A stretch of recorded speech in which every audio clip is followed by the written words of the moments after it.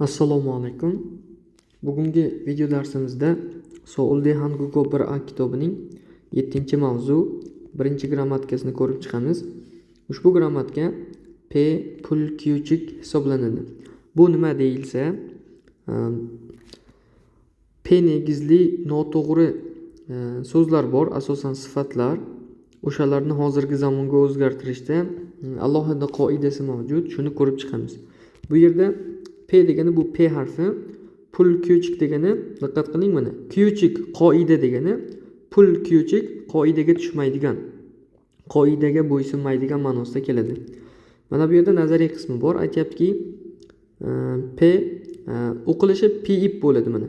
P ip degani P harfi degani. Mana P pachimiro kinnanin hyongyongsana tongsa chung ilbunin moimiro shijakhanin omiwa kyolhab halte pachim pib u ro pakvinde pi pulgyuchik hyongyongsa'nin topda chupda oryopda shipda mepda mugopda kabyopda tingi itda. Ya'ni bo'g'im pasti, ya'ni pachimi P harfi bilan tugaydigan sifat yoki fe'llar orasida bir qismi, ya'ni ba'zilari ulli bilan boshlanadigan qo'shimcha bilan qo'shilgan paytda pachimdagi P harfi U harfiga o'zgarib ketadi. P negizli, ya'ni noto'g'ri so'zlar, qoidaga bo'ysunmaydigan so'zlar, ya'ni sifatlar topda mana issiq, chupda sovuq, oryopda qiyin, shivipda oson, mepda achchiq, mugopda og'ir, kabyopda yengil va shu kabilar bor. Bu yerda jami 1, 2, 3, 4, 5, 6, 7 ta. 7 dona misol keltiribdi. Aslida bulardan tashqarilari ham bor, lekin shu 7 tasi ko'p uchraydi. Endi mana bu jadvalni ko'ramiz, keyin yanada soddaroq tushuntiraman. Qarang.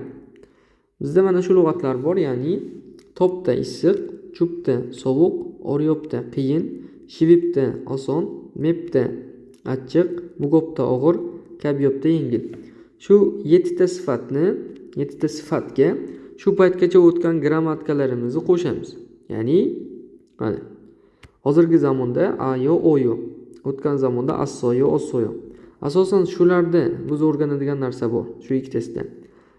Go degani ib bo'lib ma'nosida keladi yoki sifatga nisbatan va tarjimasini beradi. Va. Bu yerda hech nima o'zgarmaydi. Jiman degani bu lekin grammatikasi edi, lekin. Hop, keyingisi simnida yoki penida. Bu rasmiy hurmatdagi hozirgi zamonda ifodalash. Bularda ham o'zgarmaydi. Asosan biz mana bu birinchi va ikkinchisiga diqqat qilishimiz kerak. Nima desa, topda issiq bu lug'at shakli, ya'ni topda issiq bo'lmoq. Siz uni hozirgi zamonda yoki o'tgan zamonda ifodalamoqchi bo'lsangiz, mana tovoyo yoki tovossoyo shakliga o'zgartirib ishlatasiz. Bu qanday sodir bo'ladi? Qarang. Ikkitasida ko'rsataman. Mana topda va chupda. Hop, topda va chupda. Hop, ikkitasini ham ta'sini olib tashladik. Mana ta qo'shimchasini. Nima qoladi? Bu yerda top, bu yerda chup qoladi. Qarasangiz, ikkitasi ham mana P negizli noto'g'ri sifat. Aniqrog'i so'z. Nima qilamiz? P harfini U harfiga o'zgartiramiz. Mana to davomiga U. Chu davomiga U. Ya'ni aytmoqchiman, shu joyda takrorlayman. Mana bu P harfini qisqartiramanda davomiga U harfini qo'shaman. Davomiga. Mana P qisqardi, davomiga U. Va bunga oyo qo'shiladi. Mana bu oyo. Va uga o qo'shilib mana voyo bo'lib ketadi. Voyo. Mana. Sodda qilib aytganda o'sha P negizli noto'g'ri so'zlarni, hop mana qaytib yana birortasini yozaman. Deylik, shivipda deylik, mana shivipda oson. Sodda qilib tushuntirganda ta qismini olib tashlaysizda va P ni ham olib tashlaysiz. Nima qoladi? Nima qolsa ham davomiga voyo qo'shib qo'yasiz mana. Shivipda shivivoyo. Mana bu mepda mana mevoyoga o'zgaryapti.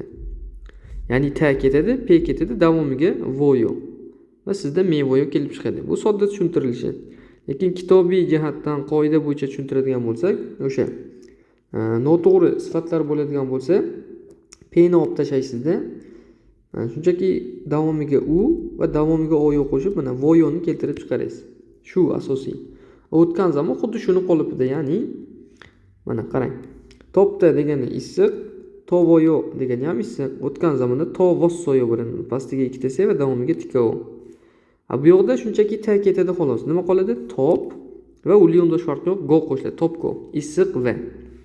Bu yoqda jiman qo'shiladigan bo'lsa, top jiman, issig'u lekin. Bu yoqda rasmiy hurmatda mana shunchaki undosh davomiga simnida qo'shiladi, top simnida. Mana bu yerda nazariy qismida ham aytilayotgani, o'sha p negizli sifatlar va fe'llardan ba'zilariga ulli bilan boshlanuvchi grammatika, ya'ni qo'shimcha qo'shilganda p harfi tushib qoladi deyapti. Ulli bilan boshlanuvchi mana a harfi ulli, bu yoqda yana a harfi. Bular undoshlar, demak bularda o'zgarmaydi. Endi mana bularni o'qiymiz. Mana chuvoyo sovuq, chuvossoyo sovuq edi. Chupko sovuq va chupchiman sovug'u lekin. Chup simnida sovuq. Oryopda qiyin, oryovoyo qiyin, oryovossoyo qiyin edi, oryopko qiyin va oryopchiman qiyinu lekin, oryop simnida qiyin. Shivivoyo oson, shivivossoyo oson edi, shivipko oson va shivipchiman osonu lekin. Ship simnida oson. Mepda achchiq, mevoyo achchiq, mevossoyo achchiq edi, mepko achchiq va mepchiman achchig'u lekin. Mep simnida achchiq.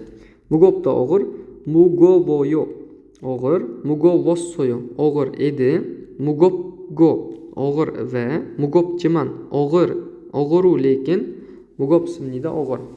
Kabyopda yengil, kabyovoyo yengil, kabyovossoyo yengil edi, kabyopko yengil va kabyopchiman yengilu lekin, kabyop simnida yengil. Endi mana bu misollarni o'qiymiz. Nalshiga aju tovoyo. Ob-havo, mana unga sifat beryapti. Juda issiq. Onildo chuvoyo. Bugun ham sovuqmi? Ne chuvoyo? Ha, sovuq. Shihomi oryovoyo. Imtihon qiyinmi? Anyo shivivoyo. Yo'q, oson. Oje ku imchigi mevosoyo. Kecha u ovqat achchiqmidi? Ne chogim mevosoyo. Ha, biroz achchiq edi.